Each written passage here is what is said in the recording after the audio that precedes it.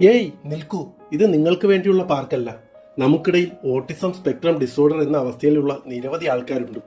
പ്രത്യേകം ശ്രദ്ധ വേണ്ടുന്ന ഈ കുട്ടികൾക്ക് വേണ്ടി തിരുവനന്തപുരം ശ്രീ വിദ്യാധിരാജ ഹോമിയോപ്പതിക് മെഡിക്കൽ കോളേജിൽ ഹോമിയോ ചികിത്സയോടൊപ്പം സ്പെഷ്യൽ എഡ്യൂക്കേഷൻ കൂടി ഉൾപ്പെടുത്തി പുതിയൊരു ചികിത്സാ രീതി ആരംഭിക്കുകയാണ്. ഇതുമായി ബന്ധപ്പെട്ട് നിരവധി കുട്ടികളെ ചികിത്സിക്കുന്ന ഡോക്ടർ ബിന്ദു ബിയാറിന്റെ നേതൃത്വത്തിലാണ് ഈ പ്രത്യേക തെറാപ്പി സെന്റർ ഇവിടെ സജ്ജീകരിക്കുന്നത്. ഇതിന്റെ ഭാഗമായുള്ള സെൻസറി ഇന്റഗ്രേഷൻ പാർക്കാണിത്.